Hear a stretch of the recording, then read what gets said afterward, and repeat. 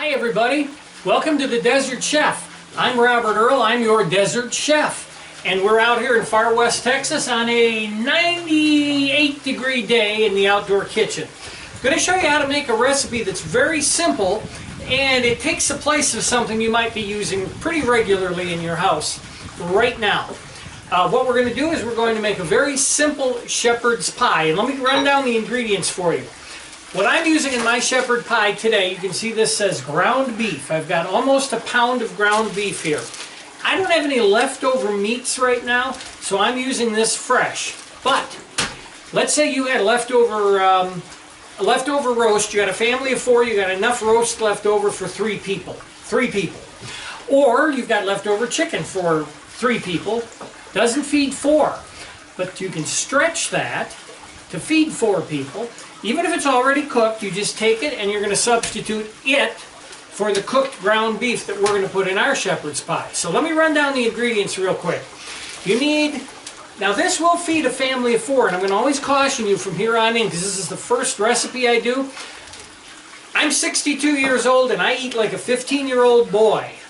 I eat like that teenager you've got in the house that just consumes everything in the world. So if I say it'll feed 4, it'll feed 6. So, family of 4, about a pound of meat. Whatever kind of meat you've got, it really doesn't matter, but you will adjust the spices if you have chicken. And I'll tell you in a minute how we adjust the spices. You got the ground beef. You have I had said in the introduction that we're going to do simple recipes.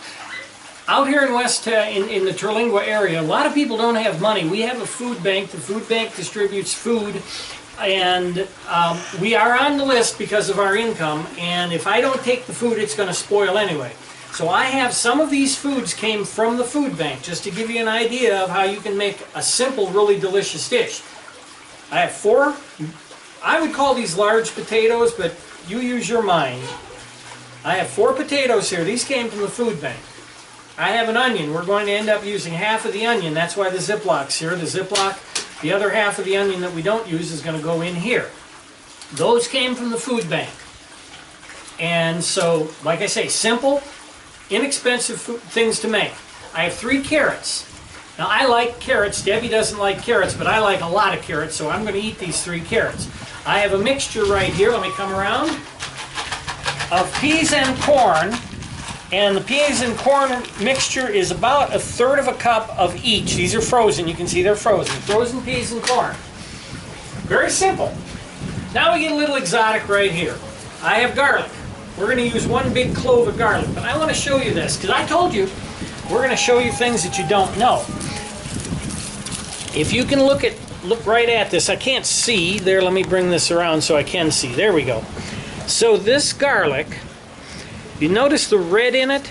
This is Thai garlic. Thai garlic has a wonderful flavor. It cooks up right. It stands up to heat better than the white garlics you find. Whenever you see a Thai garlic in the grocery store, you need to buy it. And you want to buy garlic that you can, the bulbs, where you can pull a clove off about like that. Those small cloves just irritate the hell out of you trying to peel. For this recipe right now, we're going to use 1. I'll tell you, I love garlic. I really love garlic. I would use 2 or 3, but today we're going to use 1 because I'm trying to show you how to do it. We got 1 clove of garlic. We got our vegetables. We've got a spice mix here. The spice mix that I'm using is 1 tablespoon. Let's get close so you can see. 1 tablespoon of sweet red paprika. That's an ingredient that's underused and it's something you should have. We have a 1/2 teaspoon of thyme or thyme and a teaspoon of salt. Now you don't have to have a teaspoon of salt. Out here with the temperatures we have, I work outdoors all day building the Eco Ranch, so we sweat a lot and we need to replenish the electrolytes or the salts in our diet. Adjust the salt accordingly. That's one thing you can adjust.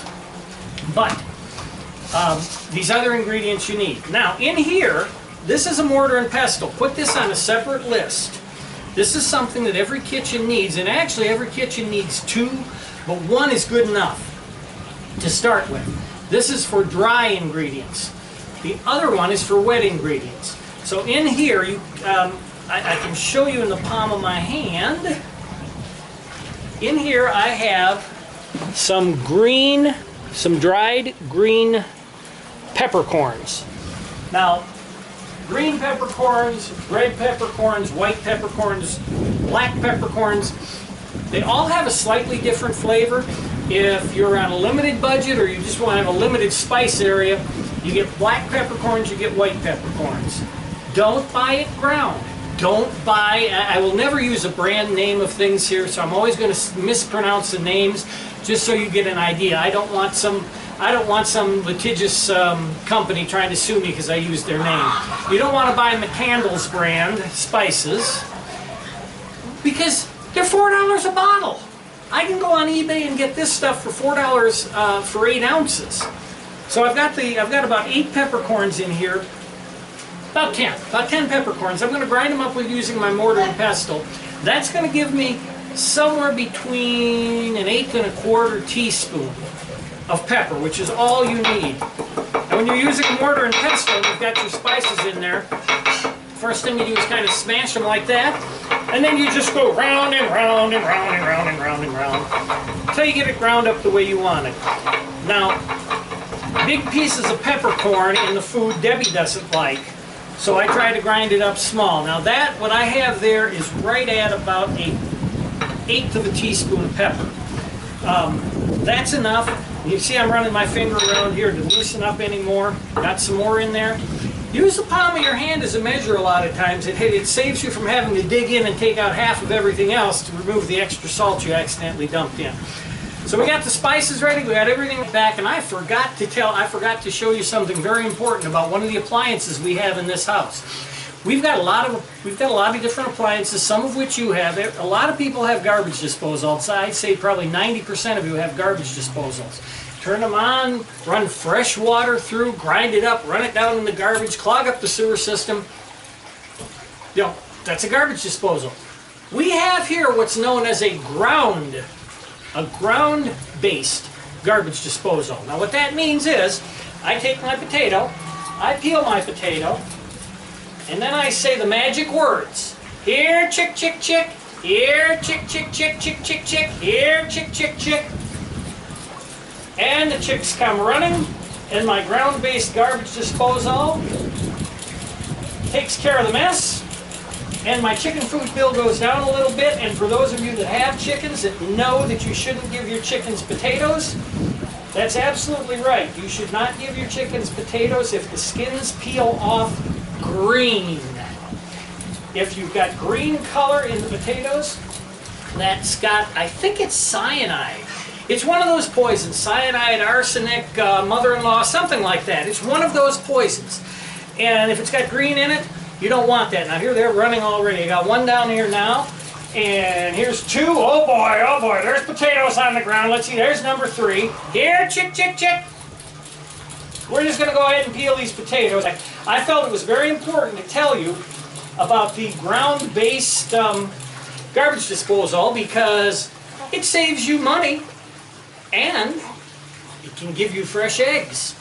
Hey, it's a win-win. Talked about the ground-based garbage disposal. I've got my carrot tops and bottoms here. Now the ground-based garbage disposal can't eat these, but the yard-based one can. Cascade, there you go. All our dogs will enjoy eating that. A lot of people may not know, and I'm serious when I say this. I am serious. A lot of people may not know how to peel a garlic or peel and cut an onion. Garlic is fairly simple. Some people will take and cut the bottom and the top off and they'll spend a lifetime peeling it. No. You take the garlic clove, lay it down, however many you've got. This knife, this is one that you need to have. This is a chef's knife. It's one of the 3 you need. Chef's knife, paring knife, boning knife. All of them razor sharp. So, we have a chef's knife, we have a clove of garlic, that lovely Thai garlic. Put it right on there. Take the heel of your hand right there. Hello, heel hand. Smash. And there you go. Now what happens is, it peels right off. Of course it's not going to cooperate with me. One thing about Thai garlic is the skin does stick a little bit more. So there I've got my garlic peeled and ready. And garlic is the amount of garlic you use and how you chop it is entirely up to you and how you like your garlic. Again, Debbie's not real fond of huge pieces of garlic. I am, but I don't have to have huge pieces. I can have small. So you see what I did? I just sliced that 4 different ways and then turned it and went down it and cut that up, diced it up real nice and small. Now, so I've got these little dishes here. Debbie found them online somewhere and they're really great. So you just take that garlic that's stuck on the knife and take it off like so. Now here's where a lot of people make another mistake. Now we're going to get the rest of it, right? We're going to take the knife and scrape it like that. No, no, no, no, no. You're not going to do that because you're going to take your razor sharp knife and you're going to dull it. So you're going to turn the knife upside down like I did. You're going to scrape it into the little dish using the not sharp part of the knife, and you've saved your blade. Garlic's ready. Now the onion. The onion, you want to take the top and the bottom off a little bit. Now, I'll tell you this, and it's up to you. We're going to get into something I call my 100-year-old soup, and we'll get into that later. I don't want to tell you what it is now. But people do, a lot of folks, especially in the South, they'll make soups often, or stews. And I'm having trouble with the skin here, so I'm cutting through the outer layer and taking that off. Now they'll make soups and stews, and this onion skin and the garlic skin, the skin itself, they will throw that directly into the soup. Now I did that for a while, about 35 years ago, and it makes a fine soup. It's entirely up to you whether you want to, if you want to do that or not. In this case here, I'm just going to throw away the onion skin and the garlic skin. Onion skin and garlic skin and hot peppers, you can't give it to your land-based garbage disposal because the eggs will taste like garlic, onions, and hot peppers. Now, as I said, a lot of people don't know how to cut an onion, and there's several ways that you would cut an onion. It's an open kitchen, so we have flies, so I'm going to do this every once in a while. You can take the onion and cut it in half, and then take the half and cut it. In this case, I know I've got a razor sharp knife. I just sharpened it a few days ago, so I just simply go right like this. You notice I use a sawing action. I prefer a sawing action, although the knife is perfectly sharp enough for me to go right down. I'm going to take half of that onion, which is right about there, and the slices are a 32nd of an inch thick, right there. I could have done it thinner, but I'm going to chop it more anyway. I put the leftover onion in the Ziploc, and also to save money, label that Ziploc onion, right on there, onion, and reuse that same Ziploc until it wears out to put your onion in. That Ziploc there that you just saw me with, I've used that Ziploc for about 6 months now. It stinks like onion in it, but that's all I ever put in it is onion, so who cares what it smells like as long as it smells like onion. Now, if it smells like your Uncle Charlie's socks, then you want to throw it out. Now, I think I've got way too much onion for this little teeny thing here. But I'm using the wrong end of the knife here. But I'm using it very gently. So I'll find a different thing to put this in, but I just wanted to come back and show you about the chopping. You saw me dice it up real small. And you can just keep going. Now here is how you keep going. We're going like this, and we're fanning it out as we cut. Now you just take it and bring it back together, and you can't hear it, but I'm not letting the blade hit the cutting board as I'm bringing that back, because that will also dull that blade.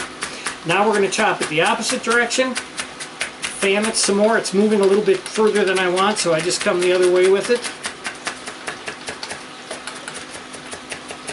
I can take again, bring it back together, and I can cut it all as many times as I want. Now I'm going to tell you something. You can use a food processor to do this, and you'll think you've got the same thing, but you don't. And I don't know what the magic is in doing it by hand, but there is a magic in doing it by hand that you just don't get out of a food processor. So don't use them. Use the knives. Get your knife skills up. You'll find that when you're done with a meal that you've prepared using the simple tools, the knives, the plates, the basic ingredients, it will taste better to you because you're tasting the love you put in. The potatoes are cooked. I set those off to one side because I wanted to show you the ground beef. We're going to cook the ground beef, but show you how I wanted to cook the ground beef. First of all, there's two things here that you didn't see before. Number one, this is a hot plate. It's a restaurant quality hot plate. Plugs into a 120 volt power source. In other words, your regular household current that you have everywhere. It plugs into that. I use this, you may have seen I have a gas stove there also, and I didn't tell you about the wok stove that I also have. So I've got two propane powered stoves, but that's the key, they're propane powered. Every time I light them up, I'm spending money. I'm using propane, I'm increasing my carbon footprint, but mainly I'm using money. Where, since all my electricity is solar and wind, if I can use this like I can today, I'm further ahead. Now you might see the smoke coming off of that. That's ideal. You start off right away, and it doesn't matter what kind of stove you have, an electric or a gas, cooking is cooking. I put my onions in there. The idea is we don't want the onions to brown, we want the onions to get transparent. Now they're on high heat right now, and you'll notice I'm using a cast iron pan. I prefer cast iron. It cleans better, it imparts a better flavor on things, and once you learn how to cook with it, you really don't want to go back to anything else. Cast iron pan, you'll be handing that on to your great-grandchildren, where that lousy stinking designer thing with the foo-foo name, yeah, he doesn't like it either. With the foo-foo name that's got some kind of Teflon or Foofon or Clapfron or whatever they want to call it this week in it, that son of a gun, you're not going to hand that on to anybody except the garbage man in about a year and a half. In goes my ground beef. Now again, if you're using already pre-cooked meat that's left over to make your shepherd's pie with, you're going to skip this step, but you're going to take that onion that you just cooked till transparent, and you are going to do that. Now the garlic, I think you can see the garlic is sitting off to one side. That garlic's off to one side for a reason. And I'm going to ask you, do you know the reason the garlic's not in the pan?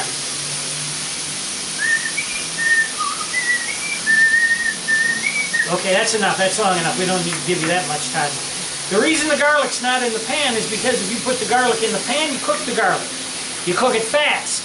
If you cook garlic too fast and too much, what you end up with is a bitter flavored garlic. You don't want that. You want the garlic flavor.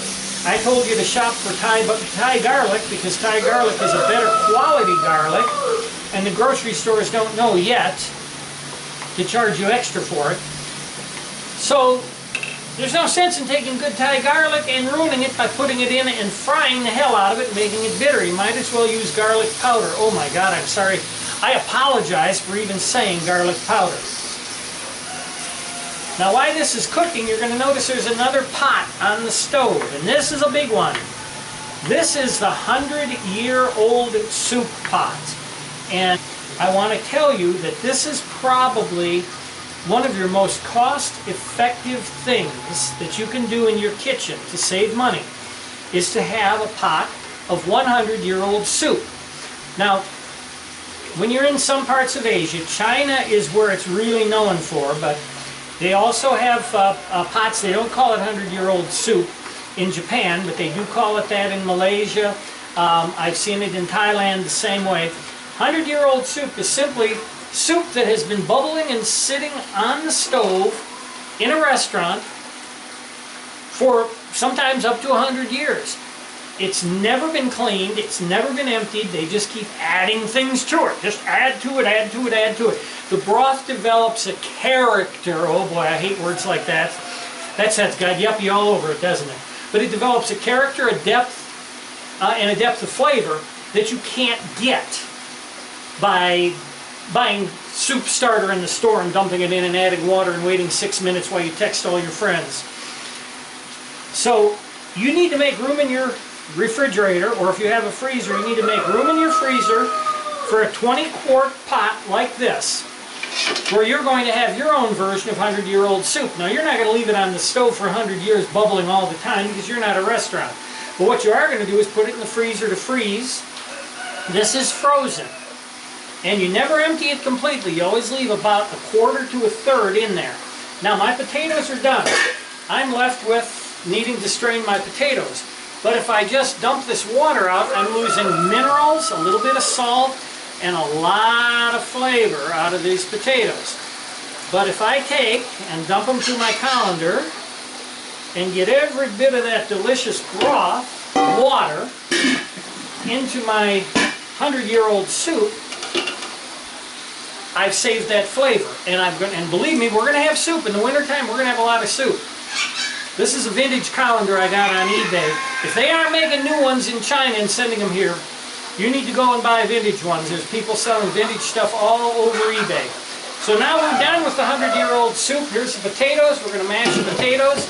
Take the 100-year-old soup away. Keep cooking this ground beef till it's done. Now I'm going to tell you, I'm not going to show you because I don't want to make this video too long. But I'm going to tell you that in the last 7 minutes, and let's say 5 to 10, but in the last 7 minutes, I'm going to add this garlic to it and let the garlic begin to infuse the flavor in. And then while the shepherd pie cooks in the oven, the garlic will continue to infuse the flavor. It won't get bitter. You'll have that wonderful, mild, garlicky flavor that Thai garlic does and imparts on things. Pardon me. And get that Thai garlic while you can, because sooner or later some grocery store buyer or some 22-year-old trying to justify his degree and his salary is going to say, oh no, it's Thai garlic, let's charge triple for it. I'm going to quit telling you what's going to come up next because because I'm screwing it up every time I go. First of all, I browned the ground beef in 1.5 tablespoons of olive oil, and I am not draining it. I'm going to use all the fat in this. Now there's going to be a recurring theme in my cooking about fat, and that is that I don't do low fat, and you shouldn't do low fat either, and you should not do low cholesterol either. Now let me tell you about cholesterol first. Studies have shown that the brain is held together by cholesterol. You limit cholesterol, your brain starts coming unglued. In other words, you get Alzheimer's disease. Ooh. Take a look at a graph one of these days, and where they graph the use of cholesterol-lowering drugs, in other words, lowering people's cholesterol, and the rise in that, and the rise in Alzheimer's disease in America, and you'll see that they run side by side, right like that. A lot like carbon dioxide and global warming go. They do the same thing. You limit cholesterol, you might live to be 95, but you won't remember a thing past 65. So I don't limit cholesterol. And as far as fat goes, if you eat in moderation, your body processes the fat. And if you live in moderation, if you exercise properly, and I don't mean go to the gym and pay some idiot in a chain $150 a month. I mean, if you exercise like I exercise by building my house out here, there's nothing that builds up your body better than juggling rocks like I do every day. But if you exercise, you don't have to worry about fat, and you damn sure don't need to limit your cholesterol. The country on the planet that has the highest cholesterol intake is Ireland, who also has the lowest instances of heart disease because they exercise. They're a vibrant, exercising people. So that's another one of my stories that's a sideline. Now, let's take the vintage mixer, the potatoes, 1/2 cup of spoiled milk. It's just turning. Just beginning to turn. It doesn't taste bad, it's just beginning to turn. Actually, that's not milk, that's 50/50 that I use in my coffee in the morning. I take my coffee with cream only. 50/50 is not cream, but I take it with cream only. And we shop once a month. It's the end of the month right now, so my 50/50 has turned, and I can't, then I unplugged my mixer. My 50/50 is starting to turn, so I have to find a way to use it. So how do you use spoiled milk? How do you use spoiled 50/50? Well, you can sure use it when you're making mashed potatoes. You can also make pudding. That's right. No, I don't mean the instant stuff that you shake up and it tastes like crap in a glass. I mean the kind of pudding that you put on top of the stove, heat up the milk to the boiling point, add the pudding to it. You can make pudding. Like I said, it's a vintage mixer. You can make pudding out of that old milk.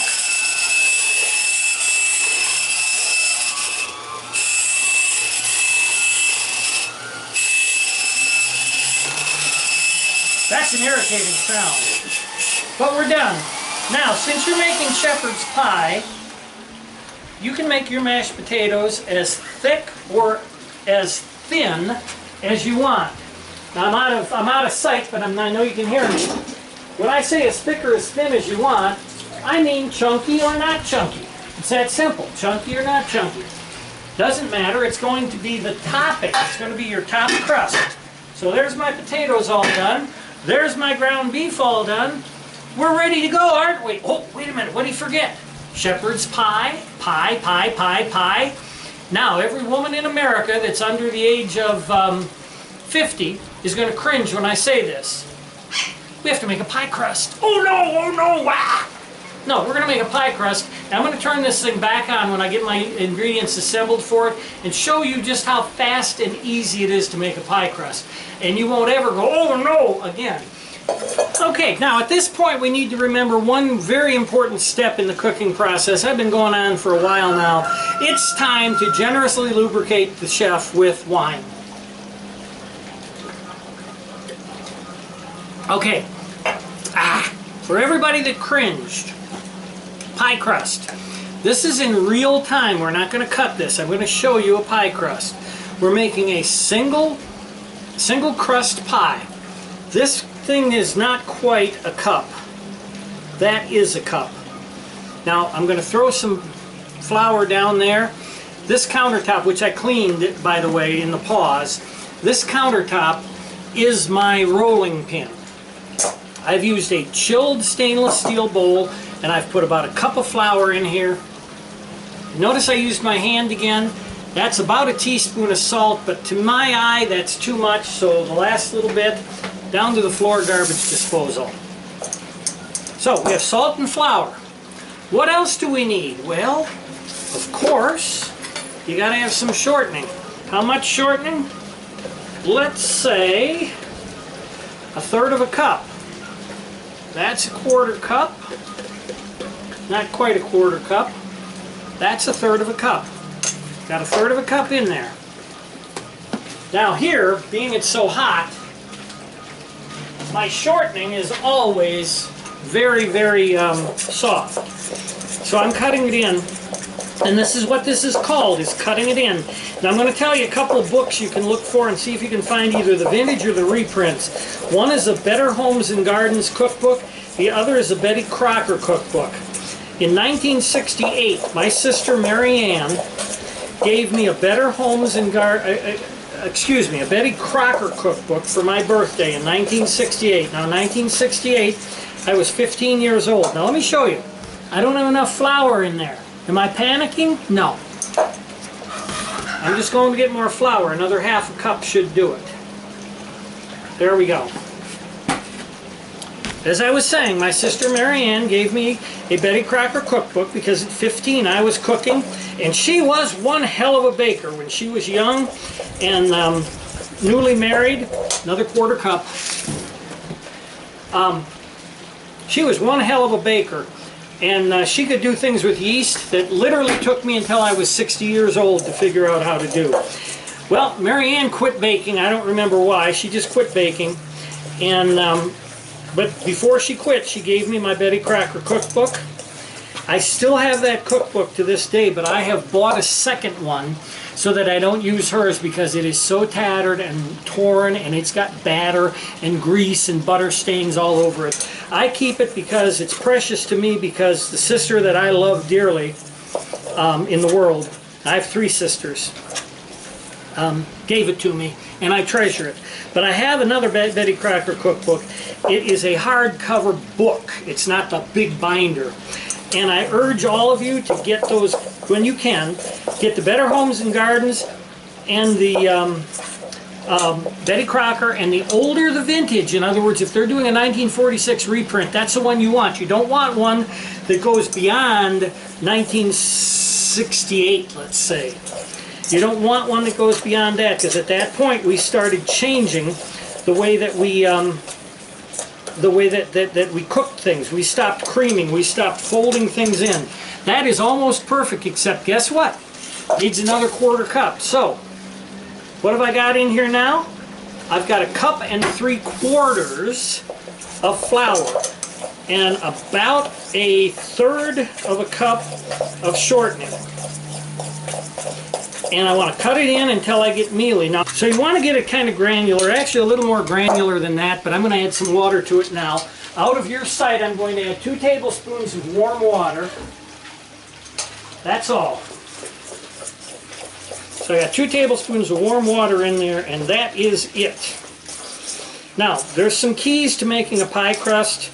And again, I might be preaching to the choir, but I never know whether I'm preaching to the choir or whether I've got somebody out there that says, "Hi, if I can't thaw it out and boil it in a bag or put it in the microwave, I don't know what to do." So,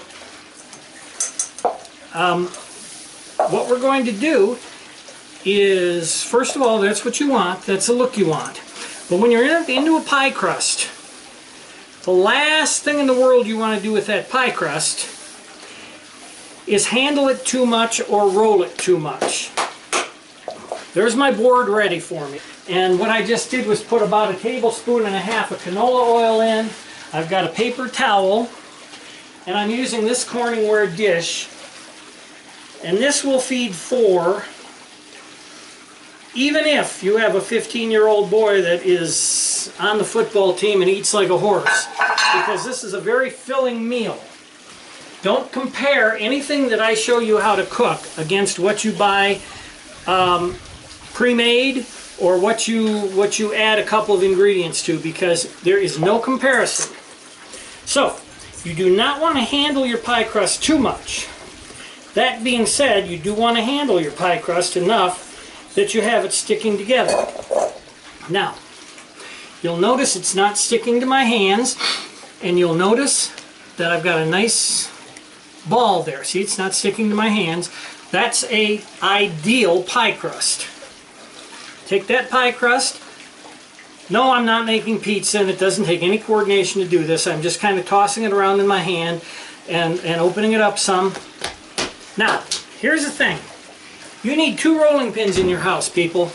One that's stainless steel for pies, and one that's wood. But the wooden one, you don't want that wooden one that's got the handles on it. I think that was a conspiracy put out by the people that have got us all eating processed foods now, because those are the most horrible rolling pins in the world.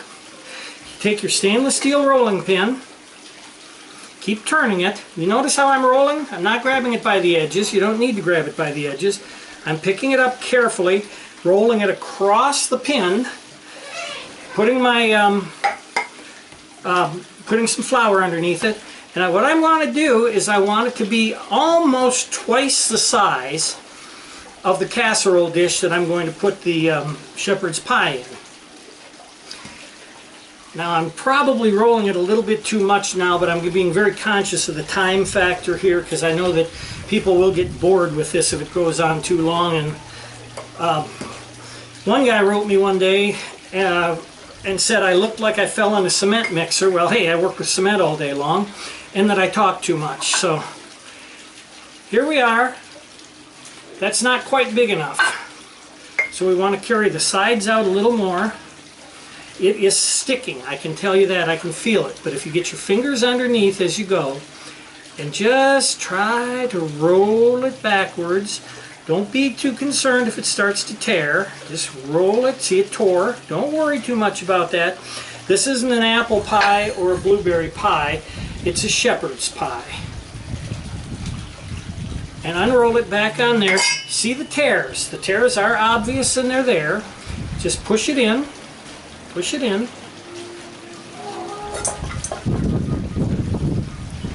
Yes, it's a thick crust, by the way. If anyone out there is a baker and they notice the crust is thick, yes, it's a thick crust.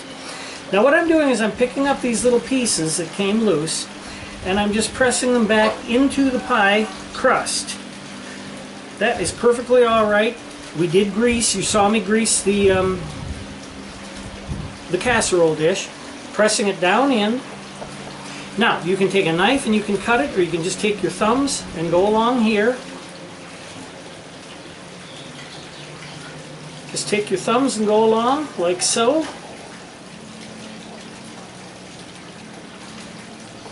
Press, press, press, press, press.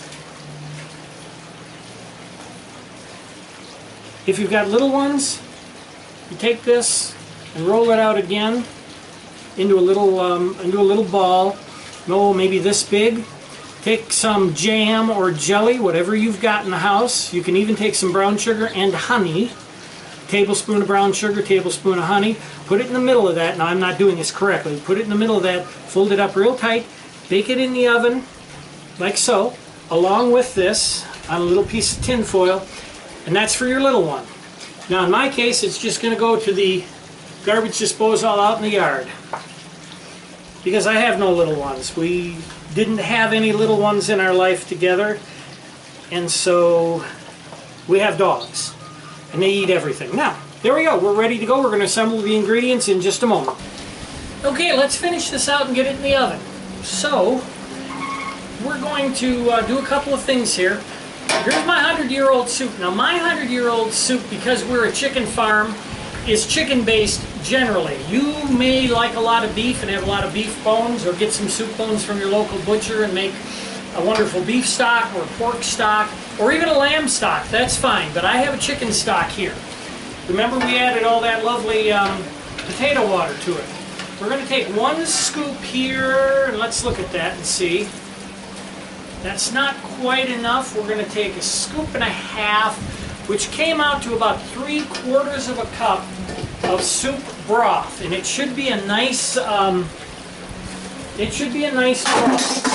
Now, what I typically do, I don't happen to have done it right now, but what I typically do is I have ice trays that are ice cube trays that are dedicated for soups only.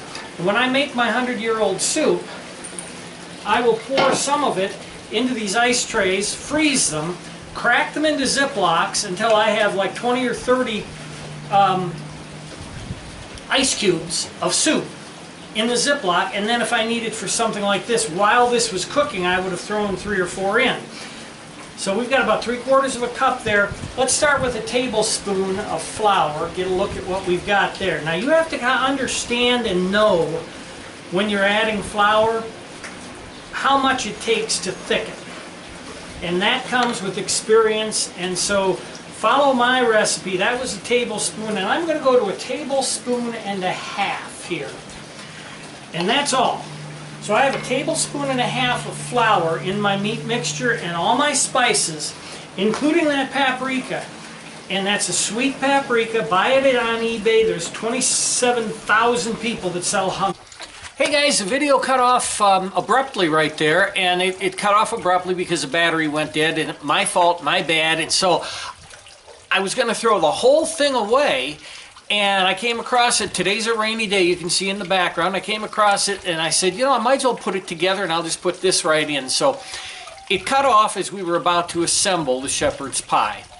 All that you do to assemble the shepherd's pie is, you noticed I was stirring in trying to stir up the gravy. You wanted to stir the flour in, and if it got lumpy, it wouldn't really matter. But if you if you're starting to stir in a flour or cornstarch into a gravy mixture, if you start with a cold gravy, or the cooler it is, the easier it is to stir your flour in. So you stir that in. Got that stirred in. Simply pick up that frozen pea and corn mixture I had, or fresh vegetables. Always use fresh, but I'm showing you the easier way to do an easier way to do things when I can, without sacrificing flavor and quality. So you throw your frozen peas and corn in, stir that all up with the meat mixture and the gravy. Put that in the pie on top of the pie crust. I know what I did on that was I also took a little bit extra water. I didn't like the look of it, so I put a little extra water. So probably the entire gravy mixture, including the water I added, would have been 2 cups. Then you simply take and spoon your mashed potatoes right on top of it. Spoon the mashed potatoes on top, gently smooth it down, because you're probably going to glomp, glomp, glomp, glomp, glomp. Smooth it down. Put it in the oven. In my case, I put it in a 350 degree oven, and you want to do that until you see the potatoes brown on top. And they can be really brown. They can be just starting to turn golden brown. They should be in that 350 degree oven for at least 30 minutes. So 30 to 40 minutes in that oven. Now, as an aside here, it won't affect the flavor any. You can also add a little bit of grated cheddar cheese, a little bit of grated ricotta cheese, Gruyere cheese, any kind of cheese you want on top. You can also sprinkle it with some breadcrumbs. I wouldn't do corn chips or potato chips if you have some crumbled up ones left over. I don't think that flavor is very good. A shepherd's pie is going to be something that, as you notice, you do as you go along. You go with what you have on hand to make a shepherd's pie. It's not like some of the other recipes I'm going to show you. Well, it's been about an hour. Here's our shepherd pie out of the oven. Let's cut it, because I don't have a heck of a lot of battery left. Forgot to plug the thing in. I was so concerned with this. But let's take a section of it out and see how our shepherd pie turned out. There we go. Right there, folks. Shepherd pie, potatoes on top, crust on the bottom. 1 serving, right there. Second serving will be for Debbie, but she's going to be a minute or two, so I'll take this opportunity to say I hope you enjoyed it. I hope you liked my first video. Quiet. They'll get a little shorter. They'll get a little better. But they'll always have lots of information like this one did. So until next time, remember, there's 2 kinds of people. There's those that do and those that do not. You be one that does, and get out in the kitchen and do something. Cook something, make something delicious, throw away all the prepared stuff. Until next time, Robert Earl, the Desert Chef, saying, see you later. Okay, guys. That was my first video of, my first recipe video. And that was just something that a meal that I typically throw together when I have stuff left over, which, again, it would replace in your household, for example, something made with Hamburger Helper. You replace it with this, and you don't have all the processed ingredients and chemicals in there. You have natural ingredients, but you have simple ingredients. You could even eliminate the pie crust, for that matter, and just make the mashed potatoes on top, but then you're going to have something that really is going to look more like a Hamburger Helper. Thank you, on top of mashed potatoes. But the recipes we're going to do from here on in, some are going to be exacting recipes. Some of them are going to be tossed togethers like that. I'm going to try to always be saving money for you in it, and also giving you little clues and little ideas on how to cook, how to prepare things, like smashing the garlic like you saw me do. I wasn't doing that till I was, I must have been 60 years old. I got that from a fellow called Roger Mooking, who's a cook on the, he's got a Man-Fire Food TV show now. I believe it's on the Cooking Channel. And I pick these things up as I go along, and I want to pass those along. So the videos are going to be longer. We're going to go into preparation and a lot of techniques in it, because I think that, I truly believe in my heart that that's what we've lost in cooking over the last 40 years, is the techniques. I mentioned creaming. We'll get into creaming when you're making cakes and things like that later on, but we're going to go back to the techniques that were used many, many, many years ago, before we were so busy and so consumed about time that we forgot that time in the kitchen is time with the family, and time with the family is something you can never get back later. So I think it's important that we go back to that. So with that, I'll end the video. This is the Desert Chef, Robert Earl, telling you, get out there and cook something. I'll see you next time. Bye now.